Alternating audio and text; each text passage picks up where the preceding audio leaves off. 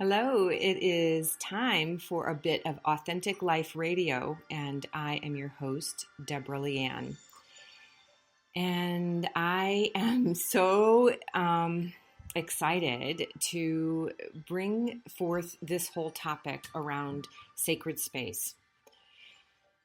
It's been up for me because I have just become an Airbnb host. And I've also been living on my own pretty much for the last couple of years as my daughters have transitioned to adulthood. And it dawned on me this morning when I was talking and doing a check-in with my business coach how much I have come to rely on this space as my chrysalis, right? My space of becoming what was the next version of me.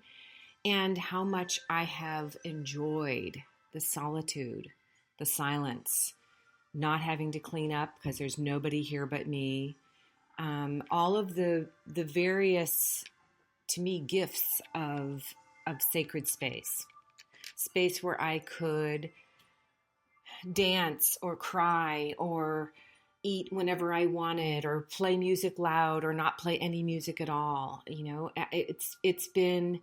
After growing up in a family with 6 kids and always having roommates, pretty much my entire life until about 6 months before I got engaged, I was on my own that last bit, and then I got engaged and I moved in with my fiance and we traveled and lived with other people for a while, and then we came back and started our family.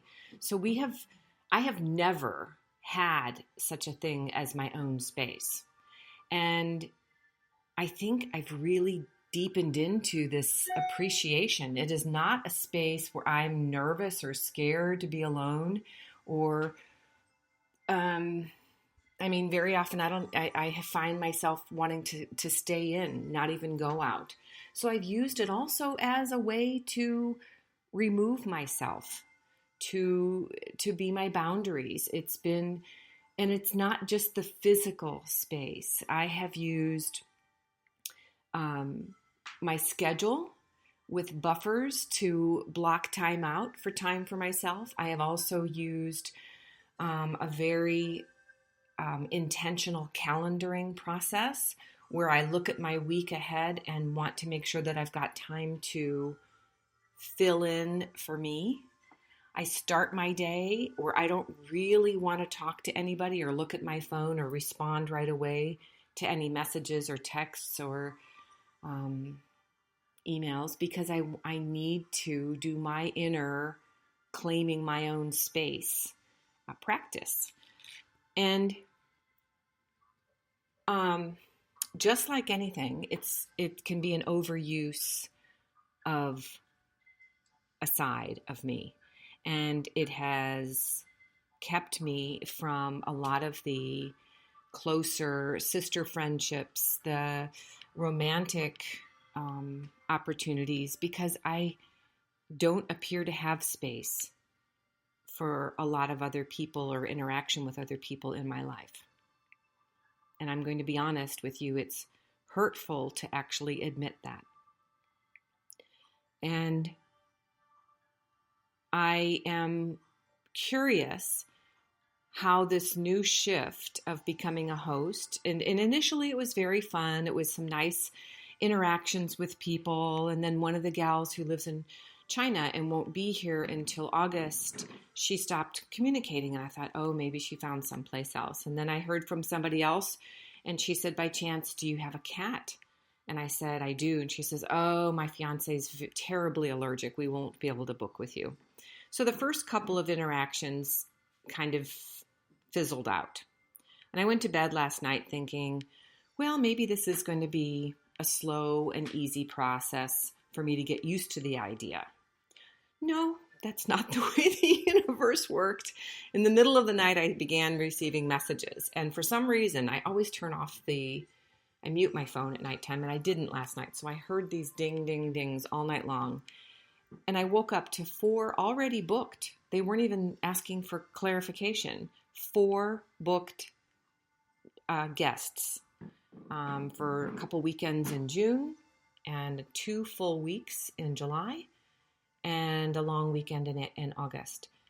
And I thought, okay, I didn't have a chance to pre-approve or not approve or say no or to, and it's pushing me forward into this next phase of sharing my space more quickly than I would have liked. I wanted the space to create the space, to be ready to share my space. And it's not what's the way it's working. So what I want to explain for you all is that I hold my space, the physical space, my time and my schedule space, my emotional boundary space, and my work balance space very sacred. And it took me a long time to get here. I used to let everybody else schedule their time with me. I used to let everybody else tell me when and where to be, what to do when. And having children, you don't really get to claim your own space. Very often you need to be available on their schedule. And I would not want it any other way, just in case one of you darling daughters are listening. And I want to say that I believe I've used this almost like this morning when I was in meditation. I almost actually saw that I had gatekeepers standing around my heart and standing around some of the areas of my body where I'm holding fear, to keep out what I most want: the intimacy, the close connections, the new clients, and all of the things that I'm so wanting. I have done a beautiful job of keeping everything pushed at arm's length. It's almost like as I learned to honor my space, I put up such rigid boundaries that it's keeping out some of the connection that I'm yearning for, that I now deeply desire. So the combination of activity of putting my house up on just to rent out one room and a bathroom, and then the quick turnaround of letting the universe bring these lovely new guests my way, and what it brought up all this anxiety. What if I'm not ready? What if I don't want to share? What if they come and they're not people that I like? And then I had to calm myself, almost like a mother calming a child who woke from a bad dream, and say, whoa, whoa, whoa, how are you looking at this? If you're creating these opportunities, or you're co-creating them with the universe, why don't you co-create the type of experiences you want this to be? And each one's going to be different. Each visiting guest or couple is going to bring a new awareness to me and a new experience for me and for them. And it's another place for me to shine and share who I am with the world. And what are all the beautiful gifts? And so I started outlining, of course I'm laying in bed at 3:00 in the morning doing this, but I was thinking, wow, I'll have new family, new friends in China and the UK and, Oklahoma and wherever these people are all coming from. And I'm excited about that. I'm excited to have new opportunities to meet people around the planet. That's how I've always done my travel. Meeting new people is the most amazing piece of the traveling. Expanding who I am by learning about different cultures and different ways of living.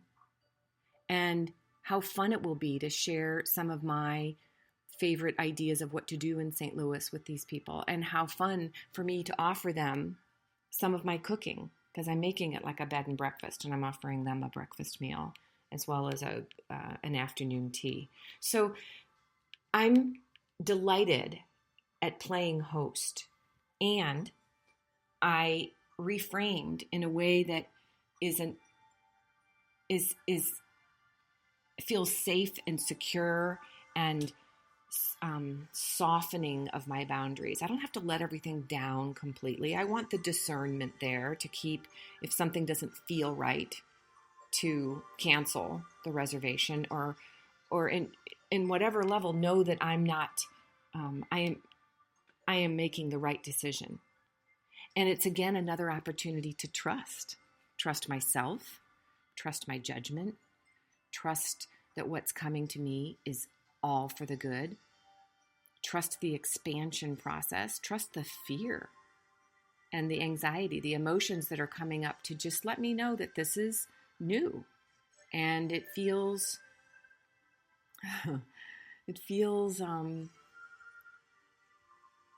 I guess, exciting. There's an anticipation, and there's also a level of anxiety that's running underneath all of this. And a part of me is thinking, this is great. Now I can pay for somebody to come clean my house and keep it looking nice. And which I love. I love a clean house. I haven't had one where the whole thing has been cleaned completely at one time in a couple of years, probably. And I remember thinking how beautiful my home looked when I put it up for sale, my last home, because I finally did all of the beautiful decorating and plaster work and window washing that, if I would have done it earlier, polishing the floors, made that home so amazingly attractive that it sold really fast. So how can I open to having that glorious, beautiful home experience while I'm living here and sharing it with others? How can I open to the trust that I want to build, the connections that I want to create? And the other thing around this Shine program that seems to be wanting to come through me is it's bringing up a lot of my stuff around being seen. And I've created this sacred space for me here to hide in. And it's been really lovely. And now it's time to shine. Now it's time to share. Now it's time to show the world who I am from the inside out. Not just what I profess to be, not just what my words may say, but what my actions are speaking. I want to model. I had a coffee with a girlfriend yesterday, and she said that she believes her best form of marketing her new business is to model what she can provide others. And I've always said that I felt like I am a model for authentic life and authentic leadership, and what it means to be authentic as a woman, feminine and powerful, and expressive and courageous and confident and radiant, right? So this morning I had, in my cleaning up yesterday in my office area, because I need to find some space to make my office be, again, in one controlled space versus in the living room, the dining room, and in a various variety of spaces around the home. And as I was doing some cleaning up, I found some old wisdom cards, some oracle decks, and various forms of not quite tarot, but just guidance decks that I used to use and pull on a regular basis. And I pulled out one of the wisdom decks and decided to draw a card this morning. And I was shuffling and thinking about what I wanted to ask and what answer I wanted to get some clarity around. And the two cards that fell out were radiance and emerging. And I thought I was just going to pick one, but I looked at both of those together, and the radiance is it's the shining of who we really are. It's the shining of and sharing of our spirit with the world. It's the showing up and claiming all of who we are, our brilliance, our strengths, our shadows, our just in service to being the best me, so I can provide the best model of what this authentic life looks like to others. And the emerging piece was really brings tears to my eyes, because it's about when something is new, just like these new little seedlings I got from some friends. I got some tomato plants that were offered to me to put in my garden. And some of them are still so tiny. I was a little nervous to put them in and how much water they would get or attention they would get this week. So I've kept them in the pots until they get a little bit bigger and their roots are a little stronger. And that's what it feels like to me, that I'm just emerging. I'm just coming out of my shell. I'm just emerging from the chrysalis. And just like a moth or a butterfly who emerges totally reconstructed from the inside out, my wings are still wet and they're not really ready to carry me. And honoring that this is a phase of growing into the next best version of me, this next shining, radiant, and sharing version of me. Sharing has been an issue for me. I don't know if it came from being from a large family, but my things were my things, and I wasn't really all that up for, I had to share a bedroom. So anything that was my property, I wanted it really clear, because I've had little brothers and sisters destroy my property, and not honor it. And I've also, I think, coming from an emotionally abusive relationship, I was trampled upon enough, my heart was sore enough that I thought, I'm putting up these boundaries and I'm not going to share my heart. Not fully, not wholly. I'll love, but there's going to be some barriers there, because it's not like the full fall into the whole. I haven't let myself completely really go and take the leap and love wholeheartedly, whether that be my business, whether that be my friends, or any of the men that have come forward in the last 10 years. And I own that. And I realize that if I can't do that full, wholehearted showing up for myself first, I'm not going to be able to be there wholly, shining and sharing and opening my heart to another. So all of this being said, is this exercise for me of thinking, wouldn't it be fun to host some people, meet some new friends, help pay for this leadership conference that I'm going to go to this fall that's pretty pricey, and allow me to get my house cleaned and in order. It'll all of those things the reasons why I decided to do the Airbnb, besides the financial, is that they're all ways of me getting to my next level. They're all ways of me being able to better teach and model what this whole shine concept means for women, for leaders, for our vocations, for expressing our value.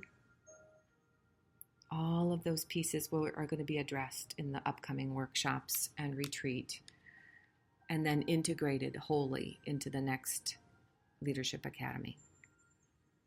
And I'm testing it all out firsthand right here, because, I'm really big on quality control. I actually have a background in quality as a part of the consulting I did. So with that, I am going to ask you, where are you creating space for yourself to dream? Where are you creating space for your heart to grow and expand and love even more? Where are you honoring space in your relationship so that you can be even more intimate by claiming your own space first? And where do you need to carve out sacred space for your mind, your body, in your relationships, and in your spiritual practices, to allow you to be the most you, to shine even more brightly, to share your gifts with the world? Because I firmly believe our world is asking that of every one of us right now. Each day when I read the headlines of all the craziness going on out there, I realize how important it is for us to bring our gifts forth. All of this is creating a space of, we aren't going to stay in comfort zone anymore. There is no such thing as comfort zone because it's changing day to day. And sometimes these things, we get thrown into something new, and sometimes we can accept the dare and tiptoe in a little by little.